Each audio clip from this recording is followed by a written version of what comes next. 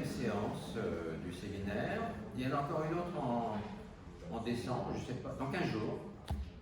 Le 5. Et après, il y a une longue interruption du fait des fêtes, tout ça.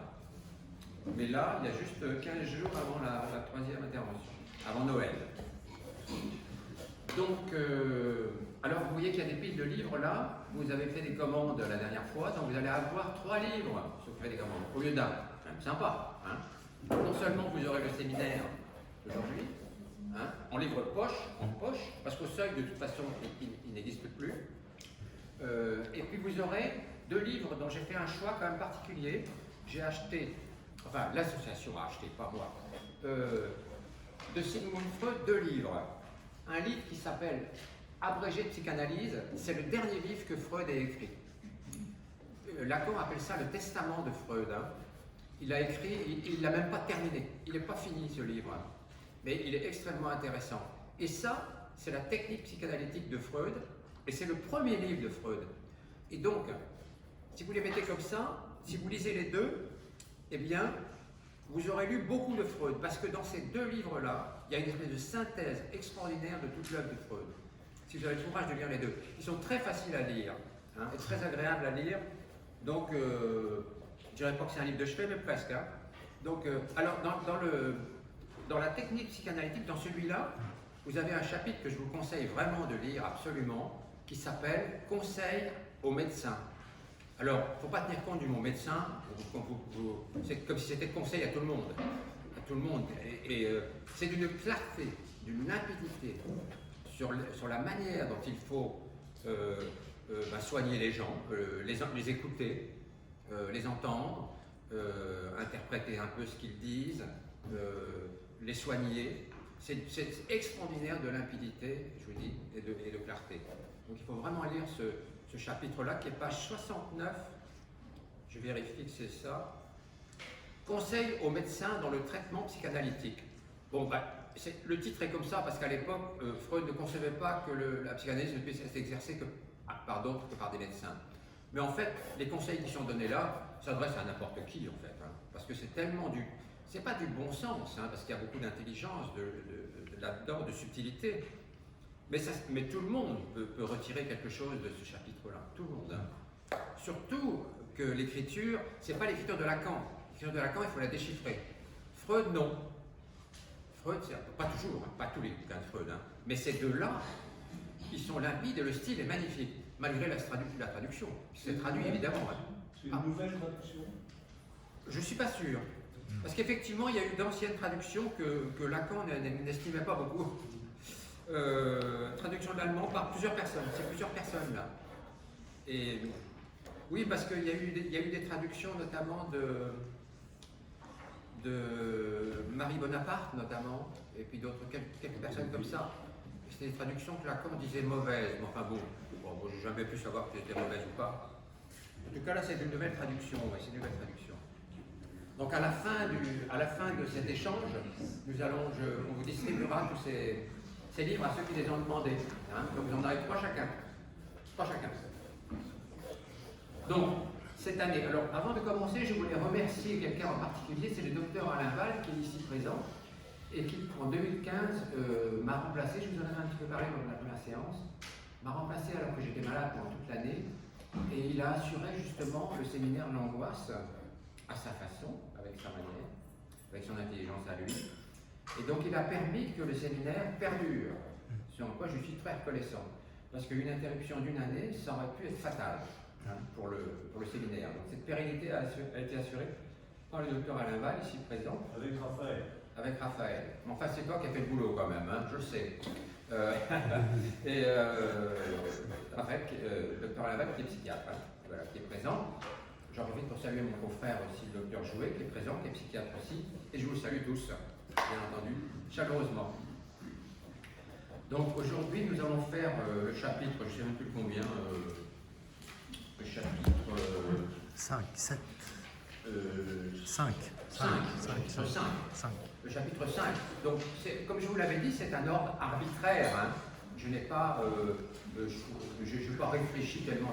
Si, j'ai fait attention de ne pas refaire tous les chapitres que Alain avait déjà fait. Celui-là, il l'a fait. Bon, mais bon, je ne pouvais pas faire autrement, parce que comme j'ai 10 séances, il y a forcément des superpositions. Forcément.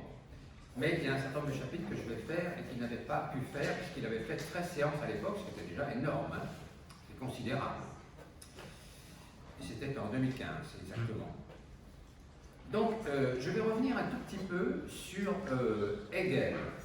Sur Hegel. Je vous en ai parlé la dernière fois, vous vous souvenez, hein, et je vous avais dit que. Alors, je prenne mes petits crayons. Je vous avais dit que Lacan n'était pas content de ce qu'avait dit, de la remarque que lui avait fait Claude Lévi-Strauss. Claude Lévi-Strauss avait prononcé savait que Hegel avait dit le désir, c'est le désir de l'autre, comme Lacan. Lacan avait aussi dit ça, hein, et aussi Hegel. Et donc, Claude Lévi-Strauss avait dit à Lacan, lors d'une séance de séminaire, mais en fait, vous ne faites que répéter Hegel, et vous dites la même chose que lui. Et Lacan n'était pas content. Il lui a dit non, absolument pas. Je ne dis pas du tout la même chose que Hegel. Je dis la même phrase peut-être, mais elle ne recouvre pas les mêmes choses, le même sens. Hein. Et il s'en est expliqué. Donc je vais vous faire un tout petit résumé. Ça fera un peu une petite reprise de la dernière fois, mais ça éclaircira un petit peu les idées, parce que c'est pas si simple que ça quand même. Hein. Donc là, on va commencer par chez Hegel. Chez Hegel. Donc cette phrase, l'autre, le désir, c'est le désir de l'autre. Hein, c'est ça la phrase. Hein. De l'autre avec un A majuscule. Hein, vous vous rappelez, hein, l'autre que j'avais qualifié comme le monde, hein, comme ce que non, comme qui contient tous les symboles, le lieu de toute la symbolique. Hein. Ce qui est quelque chose d'infini, évidemment, à laquelle nous n'avons pas accès. Je vous avais dit l'univers, mais c'est même pas l'univers, hein, puisque même l'univers en expansion, eh bien, on n'a pas sa finitude, on ne la connaît pas. Donc voilà. Et donc on n'a pas accès à l'autre, et c'est pour ça que Lacan l'écrit souvent autre comme ceci. On n'y a pas accès, on a accès qu'à une part de l'autre, ce que nous sommes capables de symboliser, c'est-à-dire pas mal de choses, mais loin de là que ce soit à l'infini.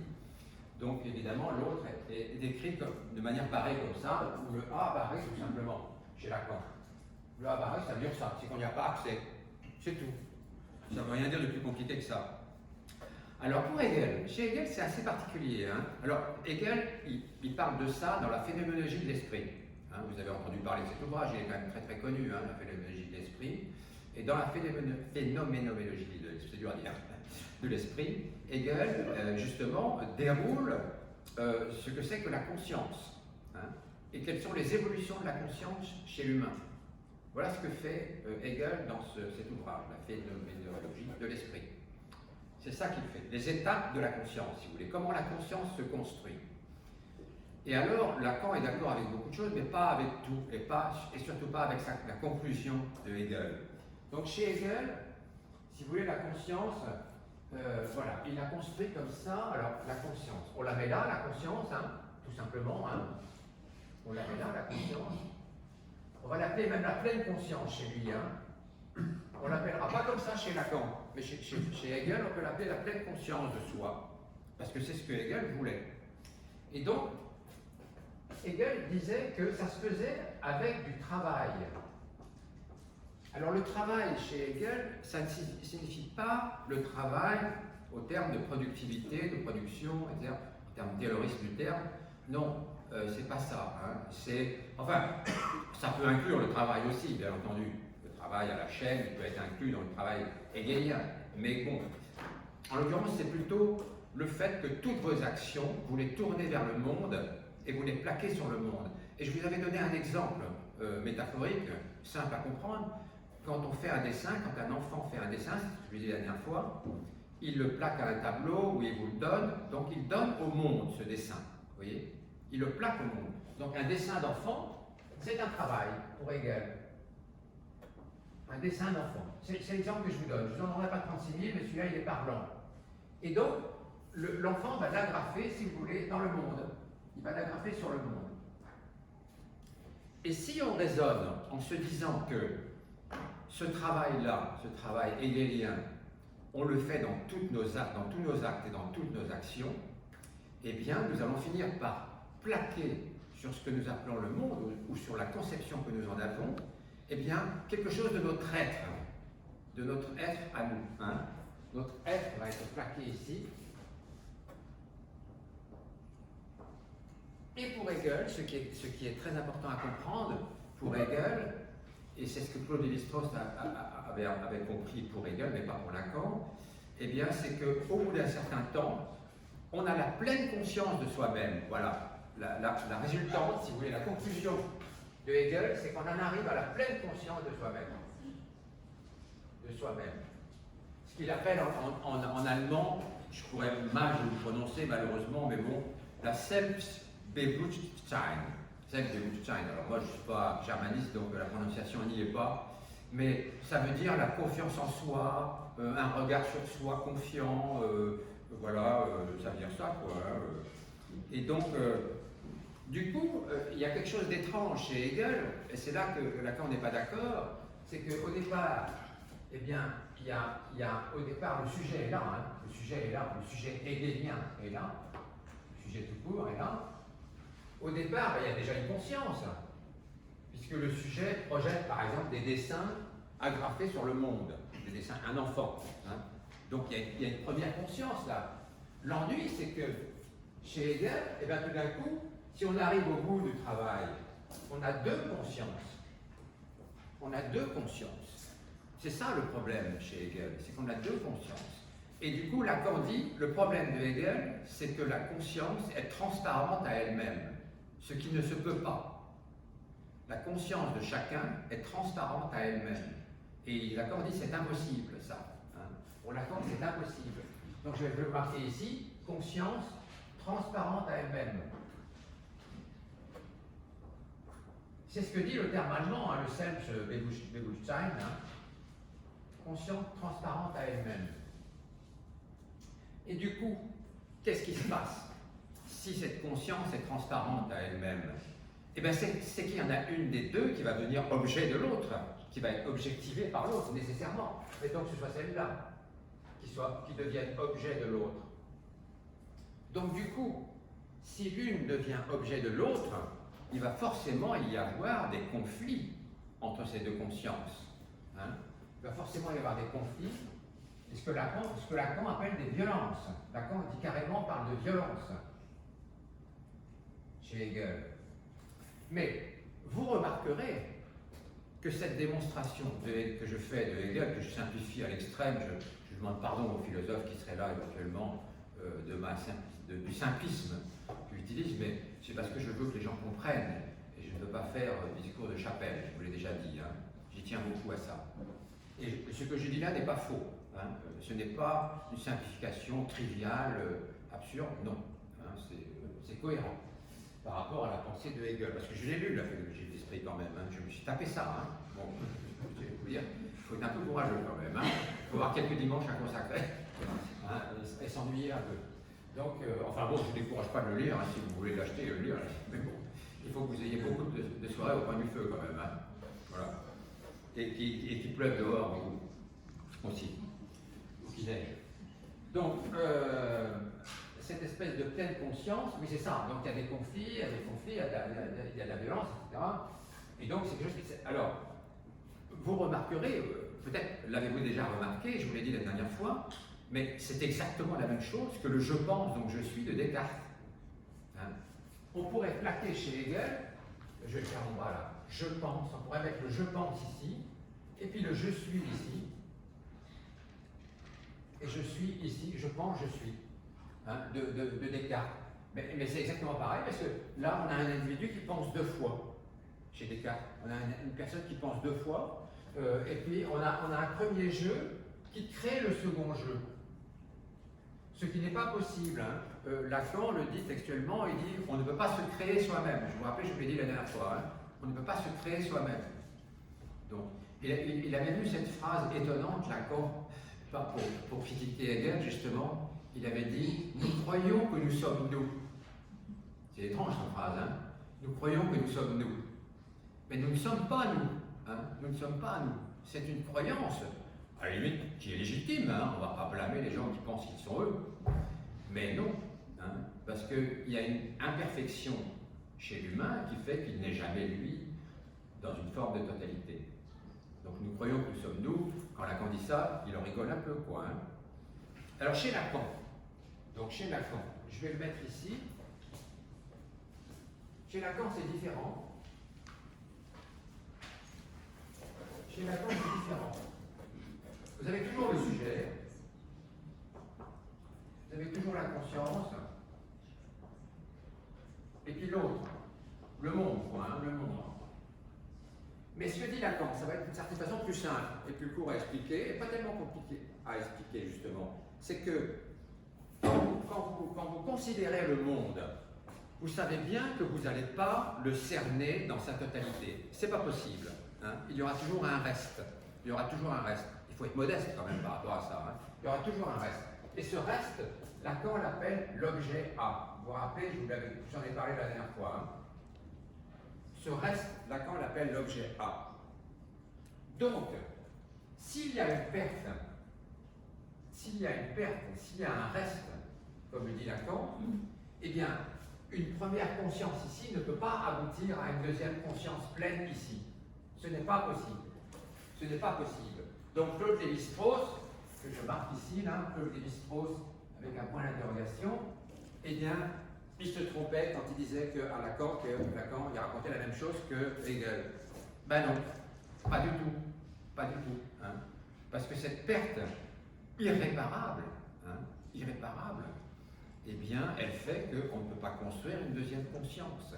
Et c'est ce qui a fait qu'il a critiqué aussi le je pense, donc je suis de Descartes, en disant on ne peut pas se créer soi-même. Et nous croyons que nous sommes nous. Vous voyez?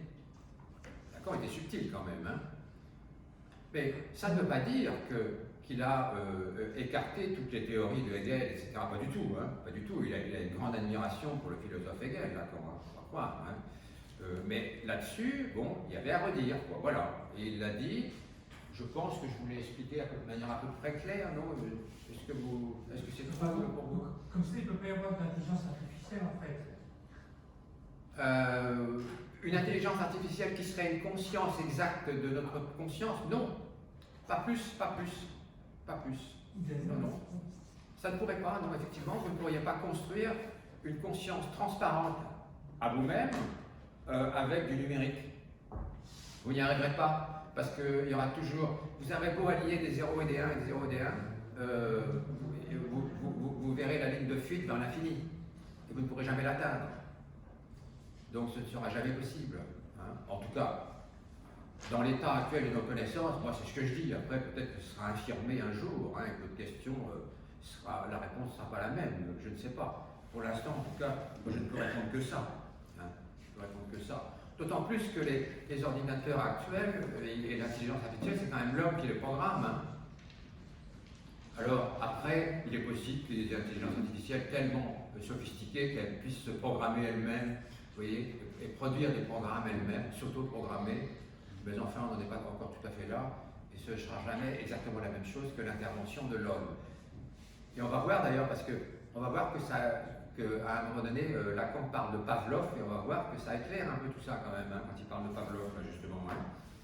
Et donc voilà, alors je vous ai réexpliqué ça, c'était pour faire un petit résumé de la dernière fois, mais en étant un peu plus clair peut-être que ce que j'ai pu l'être la dernière fois, parce que je ne tiens pas à ce que vous soyez dans le noir, dans l'incompréhension de ce que je raconte. Ça, c'est pas possible. Sinon, ça n'a pas d'intérêt.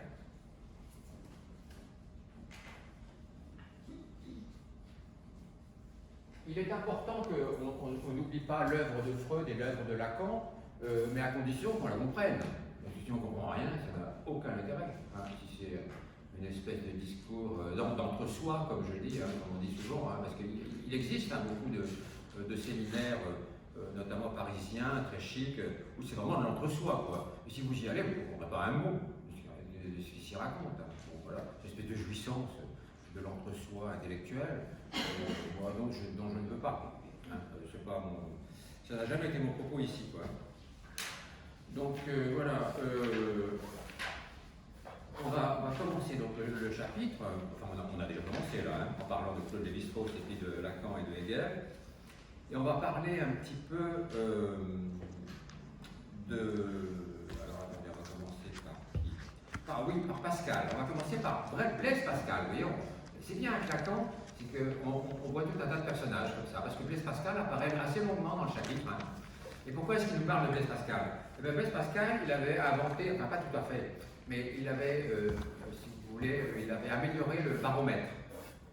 En fait, l'invention véritable du baromètre, c'est Torricelli. C'est l'italien Torricelli, hein, qui l'avait inventé du côté de 1600. Et Blaise Pascal, il est arrivé un petit peu plus tard, pas beaucoup plus tard. Hein. Il est arrivé à la fin du XVIIe, peut-être, Blaise Pascal. Je ne sais pas si date exacte en tête, mais grosso modo, c'est ça. Hein. Et donc, Blaise Pascal, il avait remarqué que quand on prenait une cuve dans laquelle on mettait du mercure, mercure, c'est écrit Ag, hein, Ag dans son symbole, et pourquoi il ne mettait pas de l'eau? Eh bien parce que si vous voulez faire un baromètre avec de l'eau, il faut que vous construisiez un tube en verre de 15 mètres de haut pour arriver à avoir des valeurs visibles. Donc c'est pas possible. Hein. Surtout qu'à l'époque de Blaise Pascal, et puis il n'y avait pas de possibilité de construire des trucs en verre aussi longs. Maintenant, on y arriverait certainement. Mais à l'époque, la maîtrise du verre, c'était pas ça. Hein. Et donc ça cassait, etc. Et ça leur posait des gros problèmes. Hein. Ça a posé des gros problèmes à Pascal et à Torricelli surtout. Hein.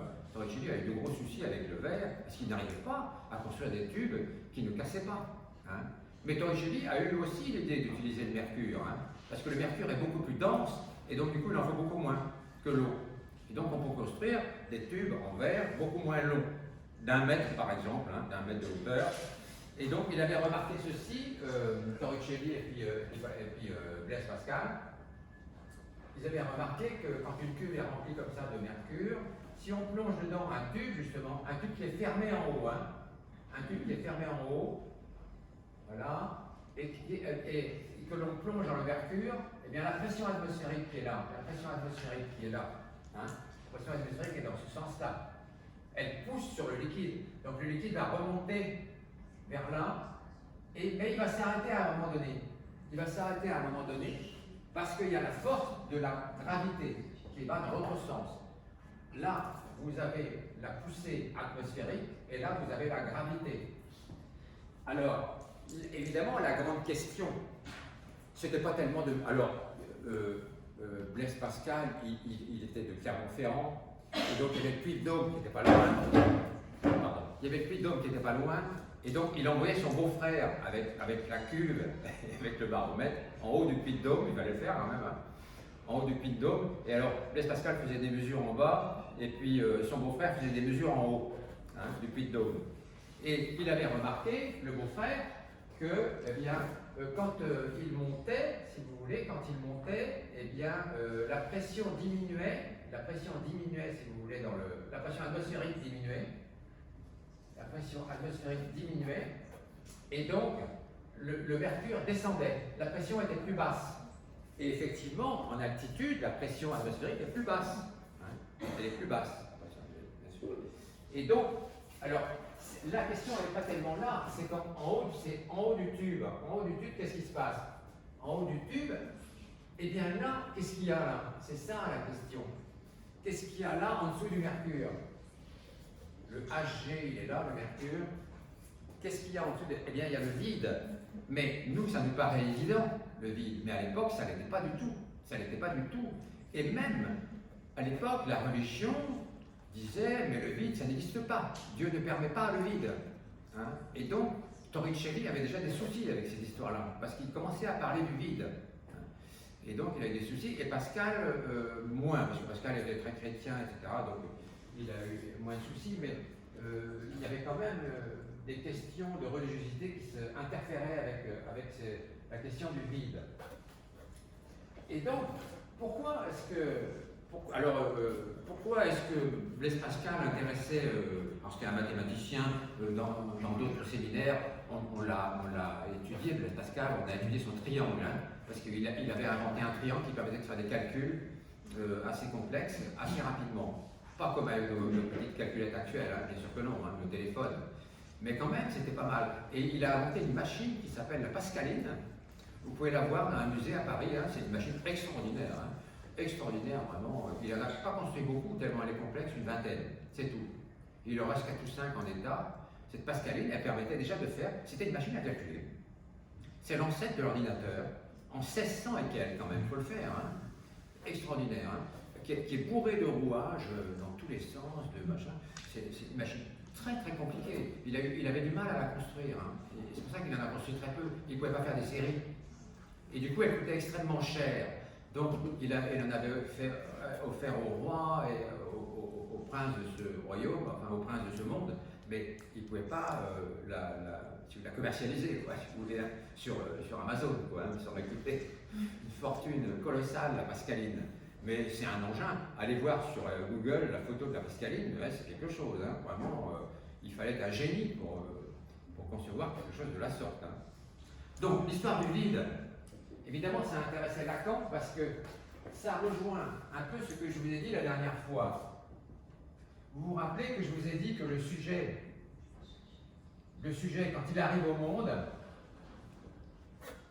eh bien, avant lui, il y avait déjà du monde. Hein. Avant lui, il y avait déjà du monde. Et Lacan, il appelle cette antériorité du sujet, l'antériorité du sujet, il appelle le S1, Lacan. Et ce S1, nous y sommes reliés, rappelez-vous, je vous l'ai dit la dernière fois, parce que Lacan appelle le trait unaire, celui qui nous unit à cette antériorité. Mais l'antériorité, ici je mets un trait, parce que cette antériorité ici, nous n'y avons pas accès. Elle est absolument impossible à connaître. Et c'est donc une perte irréparable. Hein. Donc, je vous ai parlé tout à l'heure de la perte irréparable, hein, de l'objet theta qui tombe. Hein. Eh bien, cette perte irréparable, c'est celle-là. Hein. C'est exactement celle-là. Celle qui se perd ici. Du fait de votre souvenir. Vous pouvez avoir le souvenir de S1. Pourquoi est-ce que vous pouvez avoir un souvenir de S1? Tout simplement parce que vous allez arriver comme sujet, voilà, mais vous allez avoir d'autres objets, il va y avoir des S2, sujets encore, des S3, etc., à l'infini comme ça. Et donc les S2 et les S3, par exemple, cette table c'est un S2, hein.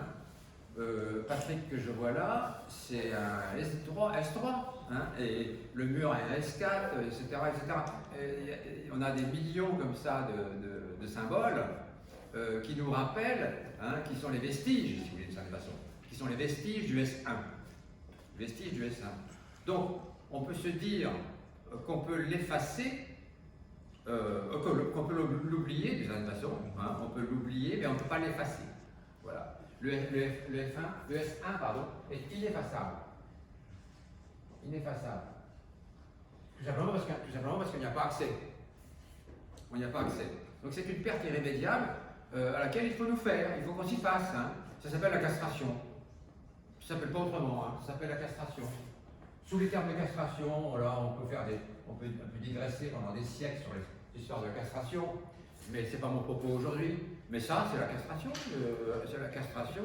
symbolique, hein. C'est la castration symbolique, puisque le symbole est S1, il est perdu. Il faut en faire notre deuil. C'est comme ça. Hein.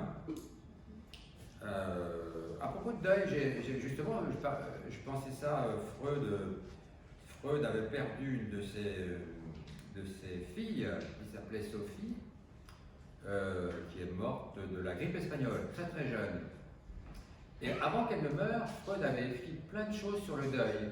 Et il avait dit, quand quelqu'un meurt, on peut toujours arriver à en faire le deuil. C'est long, ça prend du temps, mais on y arrive. Hein.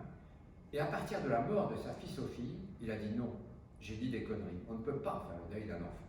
Voilà. C'est impossible. Parce qu'il dit, la perte d'un enfant, c'est inconcevable. C'est le terme exact de Freud, hein. C'est pas le mien. Hein. La perte d'un enfant est inconcevable. Et donc, on en fait un deuil partiel, heureusement, quand même, hein, bien entendu. On fait un travail de deuil, c'est payant, bien entendu. Mais accompli complètement, non, ce n'est pas possible. Hein. Et c'est à partir de cette histoire de la mort de sa fille Sophie qui était sa fille chérie, qui est morte très très jeune. Hein. Ça a été terrible pour lui, hein, pour Freud. Hein.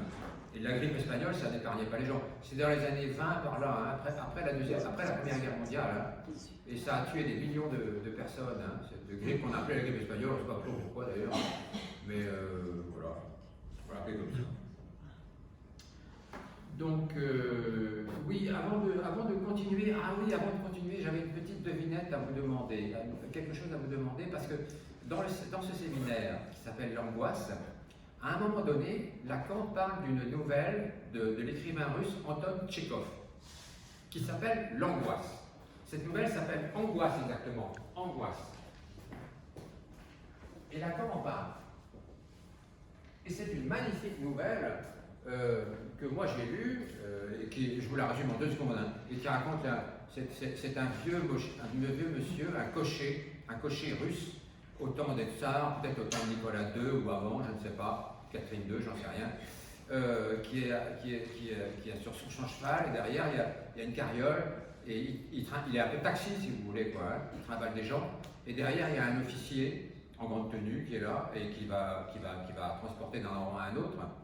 Et ce pauvre cocher, il est couvert de neige, et il fait un froid atroce, c'est en Sibérie je crois, il doit faire moins 30, quelque chose comme ça, et ils sont complètement congelés. Et le problème de ce cocher, c'est qu'il a perdu son fils. Et donc, il demande au monde, justement, il s'adresse au monde en disant, parce que le sous-titre de Angoisse, c'est « À qui confierai-je ma peine ?» À qui confierai-je ma peine? C'est le sous-titre de cette nouvelle. Hein. Et donc, alors il se tourne vers l'officier qui est derrière, là en tenue, et lui dit, voilà, mon fils est mort, etc. Et l'officier s'en fout complètement. L'officier ne l'écoute même pas. Il dit, vous m'amenez à tel endroit, là, c'est tout, voilà. Donc, ce pauvre cocher se retrouve dans une solitude effroyable, une solitude existentielle, épouvantable. Et c'est pour ça que le titre, c'est « À qui confierai-je ma peine ?» Parce qu'il ne peut la confier à personne, sa peine. Alors, pourquoi je vous parle de ça? C'est parce que cette nouvelle, eh bien, je l'avais trouvée en livre à la bibliothèque municipale, au milieu d'autres nouvelles, dans un petit livre qui s'appelle La Dame au petit chien et autres nouvelles. Voilà, et elle était dedans. Et j'ai racheté La Dame au petit chien et autres nouvelles, et elle n'y est plus. Alors, j'ai épluché, je suis allé à la librairie Le Livre, j'ai épluché tous les bouquins de la Pléiade sur Anton Tchekhov, etc., pour retrouver cette nouvelle. Je ne la retrouve pas. Je ne sais pas où elle est. On a une de Tchekhov qui s'appelle L'Effroi. C'est peut-être celle-là. Si tu retrouves l'histoire que je viens de conter, c'est celle-là. Faudra que tu vérifies si ça correspond. Faudra que tu regardes si ça correspond. Et si ça correspond, ça m'intéresserait de savoir où elle se trouve. Parce que même au livre où ils sont plutôt savants, là, les vrais le livre, ils ne me l'ont pas trouvé. Et on a regardé il y a un recueil de la Pléiade où sont compilées toutes les nouvelles de Tchekhov, et il n'y a pas Angoisse. Et alors, ils ont abandonné. Moi, ça m'attriste parce que j'aurais voulu la voir. Évidemment, on peut la trouver sur Internet. Hein. Vous pouvez la lire sur Internet, cette nouvelle. Et puis, je vous en ferai une copie, de toute façon. Ne la lisez pas pour l'instant, parce que moi, je l'avais copié sur... Mais j'ai perdu le bouquin, moi. C'est ça qui m'embête. J'ai perdu le bouquin. Je ne le retrouve pas, le bouquin où il était. Et ça m'énerve. Parce que la lire sur Internet, ça ne me plaît pas tellement. Voilà. Je voudrais avoir le livre, j'aurais voulu avoir la nouvelle, quoi. Donc, si quelqu'un peut résoudre cette énigme de qu'est-ce qu'est devenu cette nouvelle de Tchekhov, Angoisse, eh bien je le bénis d'avance, parce que je ne sais pas. Mais peut-être, comme dit Jean-Claude, c'est peut-être l'effroi, ou c'est peut-être sous un autre terme, la frayeur, l'effroi, la peur, je ne sais pas. Peut-être. Mais le terme angoisse, c'était le terme de l'époque, et c'est pour ça que ça avait intéressé Lacan, évidemment. Hein, c'est pour ça. Et il en parle dans un des chapitres, donc on rencontrera cette nouvelle, et le jour où on la rencontrera, je vous la distribuerai. En polycopier, hein, bien entendu. Parce qu'elle est très belle. Voilà, il faut la lire. Hein. Si vous ne lisez pas les nouvelles de Tchekhov, vous pouvez au moins lire celle-là, parce qu'elle est magnifique. Magnifique, l'écriture est splendide. Hein. C'est très court, hein, c'est quelques pages, hein, mais c'est sublime. Vraiment. Donc, alors, Lacan, là j'ai beaucoup digressé, hein, ouais. Mais bon, c'est pas grave, c'était nécessaire. Alors, Lacan dit ceci. Page 70, alors l'édition du Seuil, vous ne l'avez pas encore, mais vous aurez les bouquins tout à l'heure. Il dit ceci: tout ce qui se déroule en la place vide, alors je vais parler du vide, hein, la place vide dont parle Lacan, c'est celle-là. C'est celle-là la place vide, c'est le S1. Quand Lacan parle de la place vide, c'est le S1, c'est la place à laquelle on n'a pas accès, la place vide. Hein. Mais n'empêche qu'elle existe quand même, hein, cette place vide. Et il la nomme comme ça. Il dit c'est une place, hein. C'est une place vide. Elle pourrait presque avoir sa plaque, comme dans une ville, si vous voulez, une plaque bleue avec marqué place vide. Hein, dessus. On pourrait appeler une plaque. S'il y avait beaucoup de lacaniens sur cette terre, on pourrait appeler une plaque la place vide. Hein, ça serait sympa, je trouve. Ça étonnerait les gens peut-être, mais ça serait pas idiot. Donc, tout ce qui se déroule en la place vide nous déroute. Ben oui, ça nous déroute, évidemment, puisqu'on n'y a pas accès. Hein, ça nous rend perplexes. Ça nous rend perplexes. Alors il dit, c'est un abord objectif et de l'angoisse. C'est un abord objectif de l'angoisse. Nous ne savons que nous y perdre, car la question de la dimension de l'autre, reste dominante. Oui, voilà, parce que ce monde-là, eh bien, cette place vide, c'est l'autre dont parle Lacan, c'est le monde auquel on n'a pas accès, et donc c'est l'objectita. C'est ça. C'est le morceau auquel on n'a pas accès, cette pièce qui nous manquera tout le temps, l'objectita. Hein. C'est la place vide. Donc elle nous taraude, cette place vide-là. Hein. Elle nous taraude. Alors, c'est là qu'il parle de Pavlov. Alors, Pavlov, c'était. Tout le monde connaît Pavlov, hein. Ben, quand même, Ivan Pavlov. C'était un russe aussi, hein. Un russe aussi, mais pas de la même époque hein, que Tchekhov. Enfin, je ne sais pas exactement. Pavlov, il était du 19e, 1850 par là, quelque chose comme ça. 1849, 1849, 36 ouais, jusqu'à 1949. Ouais. Et donc, il est mort dans les années 30. 36. Ivan Pavlov. Et donc, il a fait des expériences qui sont très célèbres sur le chien. Vous savez, le chien qui sécrète de la salive lorsqu'il entend un stimulus qui n'est pas la viande. Hein. Voilà. Quand on lui présente la viande, le chien salive. Et puis si on fait sonner une petite clochette en même temps qu'on lui présente la viande, il va saliver aussi. Puis un jour, on enlève la viande, et on fait quand même sonner la petite clochette, et le chien salive quand même. Donc, si le stimulus est tout seul, eh bien le chien va saliver quand même, selon un arc réflexe particulier. Et donc, Pavlov avait construit une boîte assez compliquée. Je vais effacer un petit peu là. Il avait construit une boîte assez tarabiscotée, dans laquelle il se planquait. C'est ça qui fait rire un peu Lacan. Hein. C'est que Pavlov se planquait. En même temps, il admirait Pavlov, hein, parce que Pavlov, c'était quand même un sacré bonhomme. Hein. Il a été prix Nobel, il était mathématicien, il a été prix Nobel de physique ou de maths, je ne sais plus. Pas de maths, pas de prix Nobel. Pardon? Pas de prix Nobel en mathématiques. Non, il a été prix Nobel de physiologie peut-être. Hein. Oui, c'est ça. Vous avez raison. Il y a une médaille Field, mais il n'y a pas de prix Nobel, effectivement. Et donc, il a été prix Nobel. Et c'était un personnage, paraît-il, très particulier, très obsessionnel, qui se levait à une heure extrêmement précise, qui mangeait toujours à la même heure, qui se couchait toujours à la même heure, qui rangeait ses affaires toujours de la même façon, etc. Qui était très rangé, très méticuleux, très rangé, etc. Et alors, il avait une particularité, c'est qu'il était très anti-marxiste.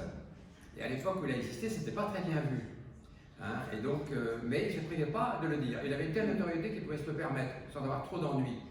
Et un jour, il a dit quelque chose comme oui, avec toutes vos inventions, à vous les marxistes, pour toutes vos inventions, à vous les marxistes, je ne donnerai pas 2 pattes arrière d'une de mes grenouilles.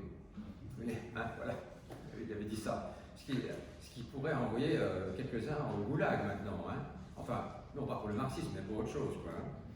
Voilà, donc c'était un monsieur courageux et qui a beaucoup œuvré dans le domaine de la science. C'était pas le premier venu, hein, Pavlov. Hein. Donc il avait construit une espèce de boîte comme ça, dans laquelle il mettait son chien là, hein. Le chien, voilà. Et puis alors lui, Pavlov, il était là, il était caché.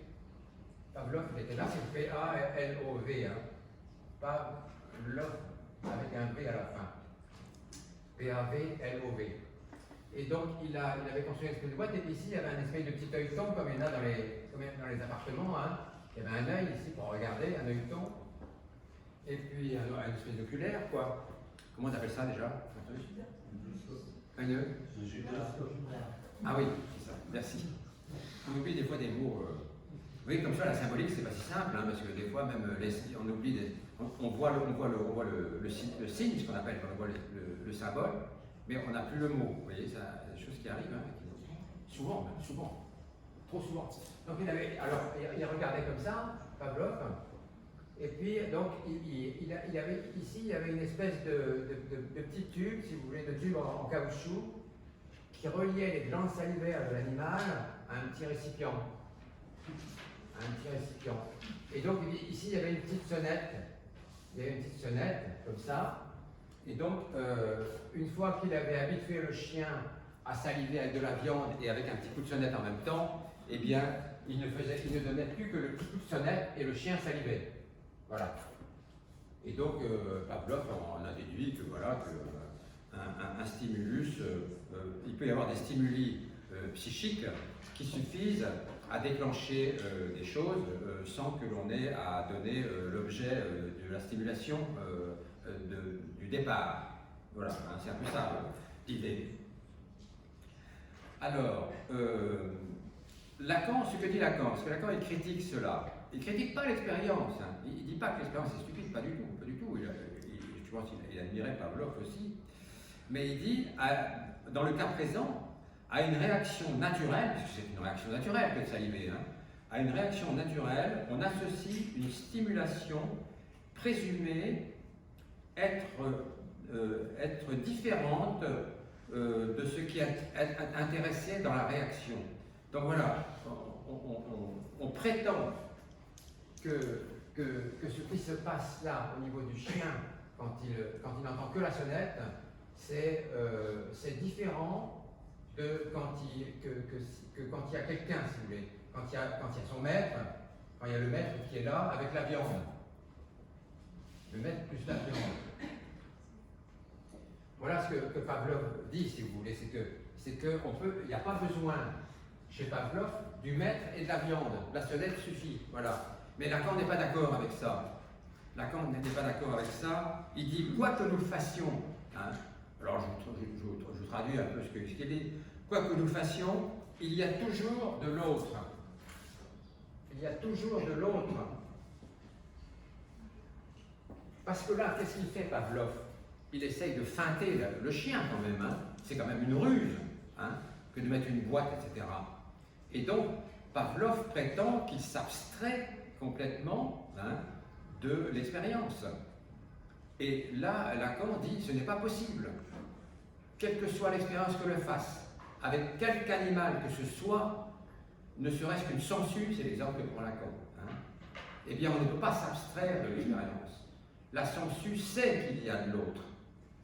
Et le chien, et Lacan rajoute, quand on sait le lien que peut avoir un chien avec son maître, on voit à quel point l'autre avec un majuscule, est présent pour le chien. Hein, l'autre, c'est-à-dire le monde. Et donc, on a beau se planquer derrière la boîte de Pavlov, eh bien, le chien, il sait très bien qu'il y a de l'autre, qu'il y a du monde. Hein. Ça me fait penser à un truc que je ne sais pas si on dit toujours ça, mais en Bretagne, dans mon petit village d'où je venais, dans les Côtes d'Armor, il y avait un petit village où il n'y avait que des bistrots, hein, à l'époque, quand j'étais jeune. C'était un bistrot. Alors quelquefois il y avait une épicerie, mais si vous regardiez le fond de l'épicerie dans le noir, il y avait un bistrot. Donc en fait, il n'y avait pratiquement pas de maison sans bistrot, quoi. Ce qui fait qu'il y avait un taux l'alcoolisme en Bretagne est encore assez présent, mais à l'époque c'était terrifiant. Il y avait des suicides tout le temps, etc. Des Korsakov par paquet avec ça. Et je me rappelle que quand on rentrait dans l'épicerie, la plupart du temps, on voyait personne, parce que les gens, ils étaient au bistrot dans le fond, dans l'obscurité. Et donc, on avait cette phrase, nous, je me rappelle très bien, on la disait comme toujours quand on était petit, avec l'accent breton, on disait, il y a du monde, il y a du monde. On questionnait ça tout le temps, hein. Et donc, on avait une espèce de questionnement, si vous voulez, un peu anxieux, hein, de savoir s'il y avait du monde, quoi. On était un petit peu embêtés de voir rien. Et quand on voyait quelqu'un d'autre arriver, un petit autre avec un minuscule, on était rassurés. Hein. L'obscurité n'était plus quelque chose d'agressant, hein, si vous voulez, quoi. Il y a du monde. Voilà, donc vous voyez que cette phrase, y a-t-il du monde, elle interpelle le grand autre, elle appelle le grand autre, pour savoir si ça répond, le grand autre. Hein. Et c'est ce que je vous ai dit tout à l'heure, la dernière fois, c'est que cet autre de Lacan, avec un A majuscule, ce monde-là, ben, on peut penser qu'il nous veut quelque chose, qu'il a un désir pour nous, hein, puisqu'il existe avant nous, et après nous, il est toujours là. Donc on peut se poser des questions sur nous qui ne sommes pas grand-chose et qui n'avons pas existé très longtemps, hein, eh bien, sur ce que nous veut l'univers, si on appelle ça comme ça, ou le monde. S'il n'a pas un désir pour nous, un désir quelconque, un vœu quelconque, on peut se poser cette question-là. Après, on y répond comme on veut, ou on ne l'accepte pas, la question. Mais moi, elle me paraît assez évidente quand même, hein, et pour Lacan, elle l'était. Et donc Lacan dit que Pavlov faisait abstraction de ça. Et que donc, voilà, et donc il avait tort. Il avait tort. Et il disait même une sangsue sait qu'il y a de l'autre. Alors il rajoutait, bien sûr, la sangsue ne sait pas ce que c'est que l'autre. Bien sûr, elle ne le sait pas. Mais l'autre est là quand même. On ne peut pas l'effacer. Et il prend l'exemple à ce moment-là l'exemple de Lady Macbeth. Et chez Lacan, on va partout, on va dans tous les sens. Hein. On va chez Shakespeare maintenant. Hein. Lady Macbeth, vous savez, c'est cette histoire de régicide où Lady Macbeth et puis son félin de mari, son fourbe mari, elle est fourbe aussi, hein, bien sûr, veulent tuer le roi d'Écosse, Duncan, pour prendre sa place, tout simplement. C'est sur un histoire, hein, prendre sa place. Dans Hamlet, c'est pareil. Hein, dans Hamlet, il y a aussi un régicide hein, pour que quelqu'un prenne sa place, ce qui s'est fait d'ailleurs dans Hamlet. Hein. Et donc, Lady Hamlet tue absolument tout. Alors, ils arrivent, le couple infernal, Lady Macbeth et son mari, qui est général de l'armée, etc., bon, d'Écosse, arrivent à tuer le roi, mais pour arriver jusqu'au roi, ils sont obligés de tuer plein de serviteurs, des chambellans en paquet. Ils ont tué, alors c'est un bain de sang épouvantable, et Lady Macbeth est couverte de sang. Et après, elle va passer le reste de son existence à essayer d'enlever le sang qu'elle a sur les mains. Mais elle n'y arrive pas. Elle se lave, et puis alors elle est contente parce que tout d'un coup sa main est lavée, mais tout d'un coup la tache réapparaît. La tache rouge réapparaît. Et elle a beau frotter à l'infini, la tache rouge réapparaît toujours. La tache sur la main de Lady Macbeth. Eh bien, c'est exactement ce que dit Lacan à propos du S1. Le S1, vous voudriez l'effacer, vous voudriez complètement l'oublier, comme Lady Macbeth, vous n'allez pas y réussir. Vous n'allez pas y réussir. Parce que c'est votre antériorité radicale. C'est votre antériorité radicale. Donc ça ne s'efface pas, ça. C'est pas possible. Hein. Vous pouvez l'oublier éventuellement. Hein. Oui, l'oublier, c'est pas interdit. Vous pouvez l'oublier, vous pouvez passer à autre chose dans la vie. On n'est pas en train de penser au S1 toute la journée. Hein. Mais l'effacer, on ne peut pas. Ça fait partie de notre destinée, si vous voulez. Hein. D'accord. D'ailleurs, ce que je vous ai dessiné tout à l'heure, quand je vous ai destiné ça, S1, et que j'ai mis après cette barrière-là, hein, S1, puis après le sujet, puis un S2, puis à nouveau le sujet, puis un S3, puis à nouveau le sujet, etc. Ben c'est ça que Lacan appelle la destinée. La destinée, c'est ça que Lacan appelle la destinée. Parce que c'est le défilé des signifiants, si vous voulez, mais toujours raccordé d'une façon ou d'une autre au signifiant primordial, le S1. Il est toujours là, vous ne pouvez pas l'effacer, de la même façon que Lady Macbeth ne pouvait pas effacer la tache de sang sur sa main. Voilà. Donc, vous voyez que c'est ça qui est bien avec Lacan, hein, c'est qu'on va partout. On va dans les littératures. Oui, pardon, excusez-moi. Je ne comprends pas pourquoi c'est sous la figure du passé que le monde se rappelle à la conscience. C'est-à-dire que là, par exemple, j'ai pas besoin que le passé se présente à moi pour savoir qu'il y a quelque chose derrière la porte. Je ne comprends pas pourquoi ce rapport d'antériorité qui est déterminant dans le fait que ça revienne à la conscience de façon isolée. Non, ça n'est pas. C'est ce que je viens de vous dire, c'est que vous pouvez tout à fait oublier le S1 et vous allez vivre votre destinée qui est une succession de symboles. Hein. Aujourd'hui, vous êtes à cet enseignement, tout à l'heure vous serez ailleurs, etc. Ce sera un S3, S4, S5, etc. Ça, c'est votre destinée. Mais vous avez nécessairement une antériorité. Je vous avais donné une métaphore la dernière fois, que je donne toujours. Avant que vous arriviez sur Terre, il est probable que vos parents vous avaient déjà nommé. Donc votre nom était déjà là avant que vous arriviez sur Terre. Et cette antériorité-là, c'est le S1, si vous voulez, quoi. C'est tout un tas d'autres choses. Hein. Mais vous n'y avez plus accès, vous n'avez pas accès à ça. Hein. Et vous êtes amarré, si vous voulez, à ce S1 et vous ne pouvez pas prétendre être conscient au monde dans sa totalité. Il y a une perte, et cette perte, c'est celle-là. C'est parce qu'il y a une perte. Vous n'avez pas accès au monde dans sa totalité, contrairement à ce que dit Hegel. Si vous pensez ça, c'est que vous êtes hegelien et c'est votre droit. Ce que je veux dire, c'est que même si le monde était événementiel, donc mettons il va passer, il n'empêche que j'en aurais pas une expérience complète. Je vois pas le rapport que ça avec pourquoi ce primat du passé, de l'antériorité, dans le fait qu'on n'ait pas un accès complet au monde. C'est vrai de n'importe quelle expérience, même dans un événement. Je comprends pas très bien votre question, mais il est évident que si vous arrivez comme sujet, est-ce que vous pouvez prétendre que vous n'avez pas d'antériorité? Est-ce que vous pouvez dire ça? Je n'ai pas d'antériorité. Alors répondez à ma question. Vous ne pouvez pas? C'est impossible. Vous êtes obligé d'avoir une antériorité.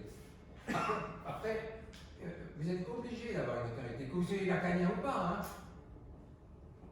Il n'y a pas à être lacanien pour être obligé d'avoir une antériorité, c'est impossible. Hein. De la même manière que vous aurez, comme je vous l'avais dit la dernière fois, vous aurez une postérité à laquelle vous n'aurez pas accès, c'est votre nom sur votre tombe. Votre nom sur la tombe, en supposant que vous ayez une tombe. Voilà, hein, votre nom, vous n'avez pas accès non plus, donc à ce qui vous est. Là non plus, à ça non plus, vous n'avez plus accès. Hein. Mais à la limite, si vous voulez, ces deux choses-là, c'est la même chose. Hein. Mais il est impossible de réfuter que nous n'ayons pas une antériorité, c'est impossible. C'est impossible. Ex nihilo, pardon. Il y a une reprise d'une phrase dans l'Antiquité par Lacan qui exprime bien ça. C'est les pères ont mangé des raisins verts et les enfants ont les dents irritées. Voilà. Eh bien, attendez pour la dire au tout à l'heure, parce que je ne sais pas si c'est là. Oui, excusez-moi. Est-ce que tu peux te retourner à là pour la dire à la personne, parce que moi je n'ai pas. Les pères ont mangé des raisins verts et les enfants, ils ont les dents irritées. C'est ça, il y a l'antériorité. C'est l'historique. C'est ce qu'on appelle l'ADN, en quelque sorte. Pardon? L'ADN, non? L'ADN? L'ADN. Non. C'est le S1. Non, c'est le S1. C'est quelque chose que je ne sais pas ce que c'est, moi, l'antériorité. Je ne la connais pas. Elle ne m'est pas accessible. Elle ne m'est pas accessible. Peut-être. C'est l'historique du Elle n'est simplement pas accessible, si vous voulez quoi. Donc, c'est sa méconnaissance. D'ailleurs, si vous n'aviez pas cette méconnaissance-là, s'il n'y avait pas ce vide, vous n'auriez pas de désir. Parce que c'est ce vide-là qui vous aspire, de la même façon que le système de Pavlov, pas de Pavlov, le système de Torricelli hein, et de Pascal aspirait, du fait du vide, aspirait littéralement le mercure, eh bien, vous êtes aspiré aussi d'une certaine façon hein, par votre antériorité. Voilà, c'est comme ça, on n'y peut rien. Évidemment, c'est toujours gênant de penser qu'il y a quelque chose que l'on ne connaît pas de nous-mêmes. Hein, la castration, évidemment, et l'accepter ou la refuser, c'est un problème. Hein. Accepter que nous ne soyons pas complets, nous ne soyons pas dans la complétude, hein, et du côté d'une certaine finitude de nous-mêmes. Eh bien, voilà, c'est peut-être désolant, mais en même temps, quand Platon écrit ça, il écrit le sujet S barré parce que le sujet n'est jamais un sujet complet. Et là, il met une espèce de poinçon, ça c'est un poinçon. Et il met l'objet A ici. Et il appelle ça, cette formule, c'est le fantasme. C'est-à-dire c'est le lien du sujet à l'objet perdu. À l'objet perdu. À l'objet perdu à tout jamais, du fait de l'antériorité inaccessible. Hein. Ou de la postérité, après tout. Hein. C'est pareil, ce qui va vous survivre. Et c'est ça qui fait que nous désirons. C'est ça qui fait que nous désirons. Et que, non seulement c'est ça qui fait que nous désirons, mais c'est ça qui fait que notre satisfaction n'est jamais pleine. Qui peut prétendre ici que sa satisfaction un jour est accomplie, pleinement, définitivement? Personne. Ce serait très grave, parce que si vous étiez satisfait, assez satisfait, ou complètement satisfait, eh bien vous seriez dans un système de désolation absolue. Vous n'auriez plus aucun désir. Hein. Ce serait atroce, ce serait abominable. C'est ce qui arrive aux mélancoliques. Hein. En psychiatrie, mes confrères connaissent ça très bien. Hein. En psychiatrie, il y a ce qu'on appelle une maladie très grave qui s'appelle l'accès mélancolique, eh bien les gens, on dit, chez les mélancoliques, il y a la perte de l'objet. Je termine et puis je vous prends la question. Hein. Il y a la perte de l'objet, c'est-à-dire que chez le mélancolique, l'objectif est perdu. Donc le mélancolique ne désire plus rien, sauf la mort. Hein. Et le mélancolique dit toujours je ne suis pas secourable, ou des choses comme ça. N'essayez pas de m'aider, vous ne pourrez pas, il n'y a rien à faire pour moi. Et ce sont des patients auxquels il faut faire extrêmement attention parce qu'ils se suicident comme un rien. Hein. Ils passent à l'acte, tout d'un coup, sans prévenir, schlapp. Donc, c'est des patients qu'on surveille comme le lait sur le feu, hein, quand ils ont cette perte de l'objet. Mais cette histoire de perte de l'objet, hein, c'est pas uniquement lacanien, hein, ça. La plupart des psychiatres admettent ça.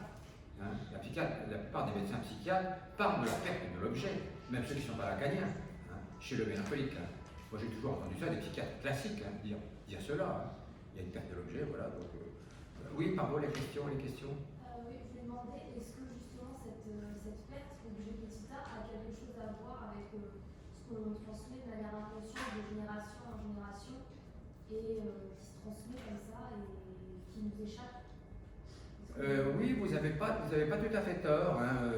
Bien que Lacan dise ce n'est pas une question d'hérédité ou ce n'est pas une question d'ancestralité, je ne sais pas si le mot ancestralité existe, mais ce n'est pas une question d'archétype, etc. Ça nous arrive quoi qu'il en soit. Mais bon, ce que vous dites n'est pas idiot hein, du tout. Hein, effectivement, il y a d'une façon ou d'une autre, par le langage, on va transmettre cette perte d'une façon ou d'une autre. Parce qu'on va apprendre à notre enfant ce que c'est que l'incomplétude. Hein. Alors, votre question me permet de parler de quelque chose dont j'allais parler un petit peu après. Je vais un petit peu dans tous les sens, mais pas trop quand même. Où est-ce qu'elle est là? J'ai oublié qu'elle était aimantée. Donc, et quand vous dites qu'il y a perte de l'objet petit a comme mélancolique, oui, et qu'il n'y a plus de désir. Voilà, il n'y a plus la possibilité de pensée existante. Ce n'est pas une perte, c'est qu'il n'existe plus pour le mélancolique. Il est, pardon? Il n'existe plus. Il n'a plus de réalité, l'objet petit a. La perte n'est plus là. Oui, enfin, le mélancolique, structurellement, c'est un accès psychotique. Hein. Si vous êtes du métier, peut-être, je ne sais pas, l'accès mélancolique est un accès psychotique, ce n'est pas un accès névrotique. Hein. Et donc, il y a des pertes par rapport à la saisine de la réalité, évidemment. Oui, Jean-Claude, j'en prie. Pour illustrer, c'était. Je suis médecin psychiatre, je suis à la retraite. Bah, si, J'avais je suis une patiente qui était mélancolique, comme ça, puis c'était à l'hôpital Motono, elle était devant la fenêtre au premier étage, et je la trouvais figée comme ça, regardant fixement, m'approche d'elle, elle me voit et elle me dit regardez comme c'est étrange. Et je lui dis mais qu'est-ce qui est étrange? Elle me dit il n'y a plus personne. Ah, voilà. Et effectivement, je regarde dans la cour, et curieusement, en milieu de journée, comme ça, il y avait, on ne voyait pas de personnes qui circulaient, c'était même pas la cour du service de psychiatrie, c'était le versant hôpital Motono. Il y avait une espèce de. Et on sentait que dans l'interprétation dans laquelle elle était, le fait de ne pas voir, que tout était perdu. Quoi. Il y avait quelque chose de cet ordre-là. Je pense que ça me fait penser un peu à. Tout à fait. Cette femme-là, 2 heures plus tard, on l'a retrouvée pendue sous son lit. Oui, sous son lit. Elle s'est pendue sous Il trouve tous les moyens de se pendre. Alors heureusement, on s'en est aperçu. Ah bon, elle a été sauvée. On a pu la réanimer. Il y avait une espèce de passage à l'acte a suivi de quelques. Une heure ou deux, cette espèce de constat de perte totale. Ah oui, complètement. Comme si le monde était désanimé. Il n'y a plus rien. Le monde est désanimé. C'est vraiment. Et il n'y a plus que des. Il n'y a plus de Le désir. terme de néantification du monde. Oui, c'est ça. Et il n'y a plus de désir, et donc seul le désir de finir, de mourir. Seule la pulsion de mort. Il ne reste que la pulsion de mort, c'est tout. Mais par rapport à votre question, je reviens à la question de jeune femme, par rapport à l'hérédité, c'est pas idiot du tout, hein, parce que Freud avait un petit-fils qui s'appelait Ernst. Il s'appelait Ernst, et c'était le fils justement de Sophie, dont je vous ai parlé tout à l'heure. Hein. Donc Freud a conçu une peine immense de la perte de Sophie. Et donc, c'était son petit-fils, et son petit-fils jouait à côté de Freud. Il était sur ses fesses, il jouait à lancer une bobine comme ça, une bobine avec un fil, et à la rattraper. Tout le monde connaît ça, tout le monde connaît ça, c'est extrêmement connu cette expérience de Freud. Ça s'appelle le fort d'A, tout le monde connaît ça. Alors fort, ça veut dire au loin, et d'A, ça veut dire ici. Et donc la bobine, il la lançait, hop, et il la faisait revenir avec le fil, la bobine. Donc il y avait fort ici, et d'A. Et en fait, ce que disait Freud, c'est que lorsque l'enfant lançait la bobine et la rattrapait, il symbolisait l'apparition ou la disparition de sa mère. C'est ça, la symbolisation. C'est la perte ou la retrouvaille de sa maman. Et donc, si vous voulez, quand l'enfant est tout petit, quand l'enfant a quand il a moins de 6 mois, quand 6 mois et moins, voilà, exactement, pour être précis, en tant que pédopsychiatre, voilà, je vous parle de choses un peu carrées, 6 mois et moins, eh bien, si sa maman va dans une autre pièce, pour l'enfant, elle n'existe plus. Elle n'a plus d'existence. Il ne sait plus qu'il a une maman. Et alors, elle réapparaît, et là, il le sait. Alors, c'est quelque chose qui lui est assez insupportable à l'enfant, génératrice d'angoisse, cette affaire-là. Et donc, c'est pour ça que l'enfant de Freud avait trouvé un subterfuge symbolique, si vous voulez, qui symbolisait le départ de la mère et la retrouvaille de la mère, ici, dans le fort d'A. Et il le faisait de manière incessante, comme ça, et par cette symbolique-là, l'enfant a pu introjecter, mettre à l'intérieur de lui-même, si vous voulez, une capacité à perdre sa mère et à la retrouver. Voilà, c'est ça, ce que fait l'enfant vers à peu près 6 mois. Ce qui est d'ailleurs à peu près l'âge du début du stade de miroir, dont j'avais l'occasion de vous parler aujourd'hui, mais je n'aurai pas le temps, donc je vous en parlerai une autre fois. Mais vous voyez que Freud avait parlé. Alors, par rapport à votre question sur l'hérédité, eh bien, il y a quelque chose de la transmission un petit peu là quand même, puisque Freud était présent. Freud était présent en tant qu'autre, si vous voulez, en tant qu'autre, avec un A majuscule, par rapport à l'enfant, par rapport à Ernst. C'était Freud qui était là, en tant que grand-père, grand autre.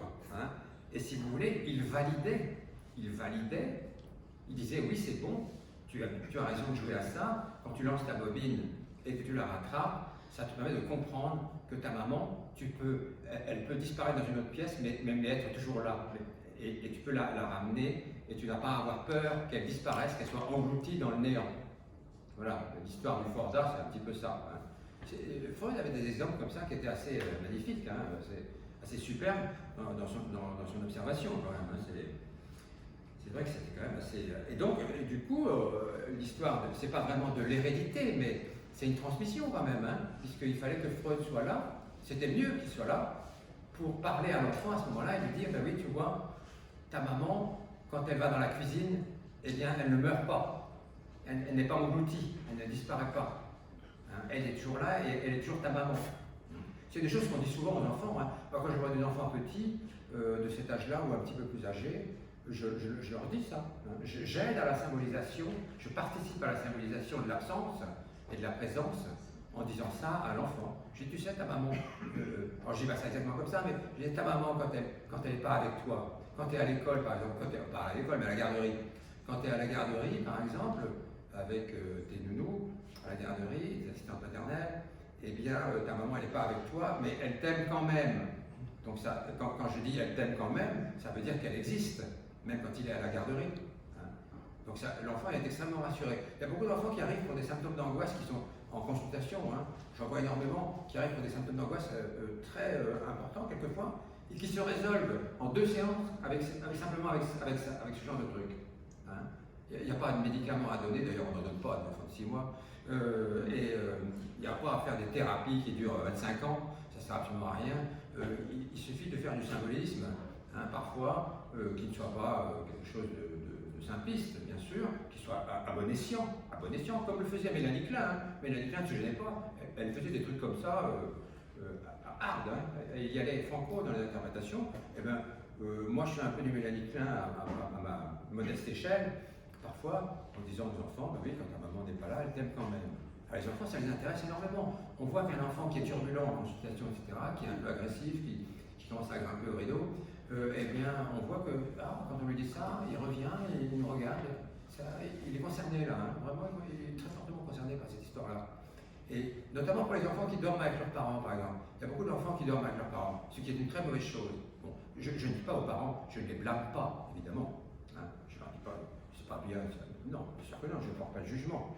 Mais je leur dis, il vaut mieux qu'il ne dorme pas avec vous parce que s'il continue à dormir avec vous, il va être plein d'angoisse dans la vie, il va avoir peur, il va penser que si vous le gardez avec vous, ça veut dire que le monde, l'autre avec un majuscule, c'est dangereux, c'est menaçant. Hein. Et donc, il ne faut pas continuer ça parce que plus vous allez le garder dans votre lit, plus il va être angoissé. Et c'est ce qui se passe d'ailleurs. Hein. Si les parents disent, ah ben non, on ne peut pas, il va se mettre à hurler, c'est pas possible, il dit, ah ben il va hurler, moi je leur réponds, il va hurler une semaine, et puis voilà, après il ne hurlera plus. Ah non, non, non, non, non. Eh bien, je dis, ben attends, qu'est-ce que vous voulez? Ben tant pis, il restera angoissé, quoi, hein, voilà. Donc vous voyez, il y a quelque chose quand même de l'ordre de la transmission de la part des parents qui est quand même nécessaire, mais par le langage, pour répondre à la question qui m'a été posée sur l'hérédité. Donc c'est pas de l'hérédité au sens de l'ADN, justement, hein. C'est de l'hérédité au lieu d'une transmission symbolique. Hein. C'est un peu différent quand même. Hein. Alors, où est-ce que j'en étais, moi? Voilà. Oui, il disait, il reparle de Pavlov, il disait quand on sait le lien, je cite Lacan textuellement là, hein, quand on sait le lien du chien à son maître, on sait que l'autre, avec un majuscule, ça compte pour un chien. Mais serait-il une sangsue? La dimension de l'autre est toujours présente. La sangsue n'en sait rien de la dimension de l'autre. Il y a chez nous tout un champ dont nous ne savons rien. Il y a chez nous, hommes humains, tout un champ dont nous ne savons rien, comme la sangsue. Hein, pas plus, pas moins de cette façon. Et donc il dit, le Selbstbewusstsein de Hegel est une supposition. Il ne rajoute pas erroné, mais il dit c'est une supposition. Pour lui, ne tient pas la route. Voilà. Donc la sangsue n'a pas une conscience non plus transparente à elle-même, pas plus que nous, si vous voulez. Mais on pourrait dire, on va renverser la phrase en disant, nous n'avons pas plus de conscience transparente à nous-mêmes que la sangsue. Ce qui est un peu humiliant, mais enfin bon, c'est comme ça, hein, il faut s'y faire. Alors il dit, par rapport à cette perte-là, et à l'émergence de la conscience, et par rapport à votre question sur l'antériorité, justement, tout à l'heure, hein, Lacan dit il y a un commencement de solution. Et c'est un peu une réponse là que je vous donnerai, pas aujourd'hui parce que je n'aurai pas le temps, mais qui sera un peu une réponse à votre questionnement. Hein. Il dit il y a un commencement de réponse à ce questionnement sur l'antériorité. C'est le stade du miroir. C'est le stade du miroir. Donc je ne vais pas en parler aujourd'hui parce que ça serait trop long et ça vous ferait trop de choses dans le crâne.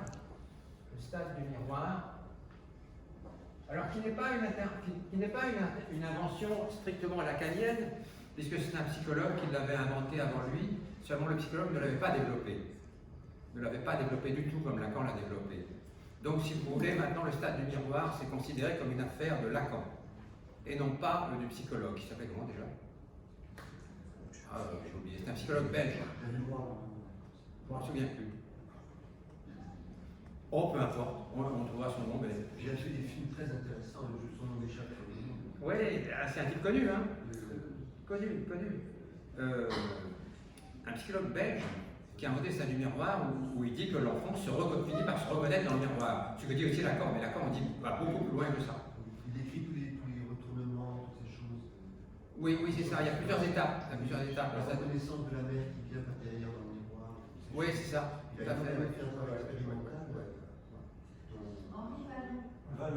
Vallon. Henri Vallon, merci. C'est bien lui, c'est Henri Vallon, avec un W. Ah, oui, voilà, Henri Vallon. Ben, c'est bien qu'on ait retrouvé son nom, pour lui rendre grâce quand même, parce que on dit toujours le stade du miroir de Jacques Lacan, mais bon, Jacques Lacan, il l'a perfectionné à l'extrême, mais c'est quand même Henri Vallon qui l'a mis en œuvre en premier. Il faut lui rendre cette... oui, parce que... Pardon? Oui, parce que Lacan a pris des prises qu'il y a dans le miroir, mais celui qui a pensé au truc du miroir, c'était quand même lui, Vallon. C'était, pardon, j'ai pas... Vallon, il a parlé du miroir, Et puis Lacan, il décrit ce que l'enfant voit dans le miroir, mais le tilt du miroir, c'est quand même le ballon. Oui, tout à fait. Je suis d'accord avec vous. Bien sûr, tout à fait. C'est ce que je dis. Hein. Oui, c'est ce que je dis. Sauf que Lacan, après, il va beaucoup plus loin dans la démonstration, quoi. Hein. Voilà. Il en fait quelque chose de beaucoup plus sophistiqué. Hein. Dans l'assomption du sujet au monde, Lacan en fait quelque chose de beaucoup plus sophistiqué que Wallon. Et notamment puisqu'on parle de la perte là aujourd'hui, hein, du fait que nous n'ayons pas accès à un monde complet. Et bien justement, c'est ce que dit Lacan. Dans le stade du miroir, l'enfant accède à la conscience, mais pas totalement. C'est bien ça son gros problème. Hein, vous voyez, donc ça Wallon ne le dit pas. Vous voyez, ça c'est une nuance. Hein, c'est une nuance très importante. C'est la nuance même très importante entre les deux abords. Pardon. L'autre personne dont je cherchais le nom, c'est René Zazot. Ah oui. Voilà, lui qui a fait ces films. Qui est venu après Wallon, mais qui a essayé d'objectiver dans une démarche un peu scientifique en filmant. C'est vrai. C'est vrai. Plusieurs personnes ont travaillé sur Plusieurs personnes ont travaillé là-dessus, hein.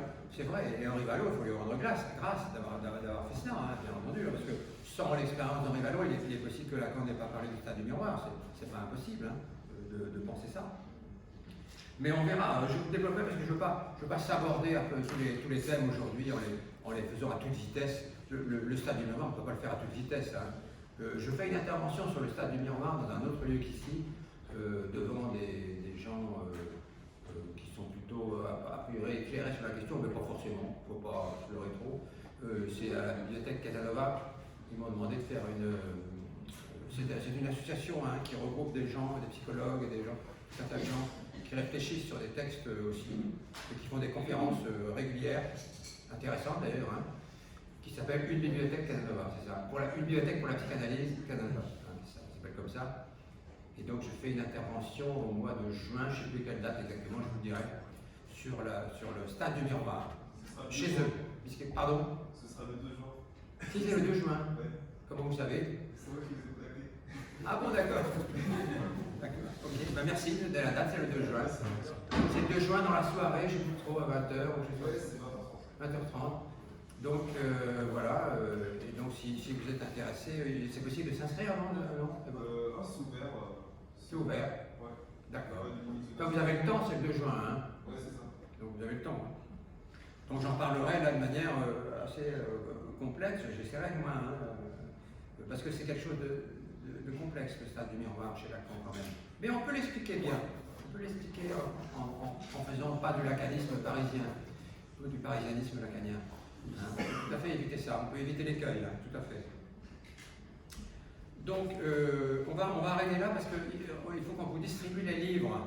Et donc comme il est 20, je dois céder absolument l'amphi toujours jamais après 7h30. Hein. C'est une règle. J'ai cet amphithéâtre à titre gracieux qui m'est donné par le président de l'université lui-même, hein, quand même en personne. Donc c'est difficile d'avoir un amphithéâtre ici, hein, parce que ça coûte quand même 5 000 €, hein, la culture de la Saint-Claude. Oui, 5 000 €. 5 000 €. Donc moi je l'ai à titre gracieux par la grâce du président, qui m'a à la bonne apparemment. Donc voilà. Je vous le dis comme ça. Donc on va vous distribuer les livres, donc vous en avez 3 chacun.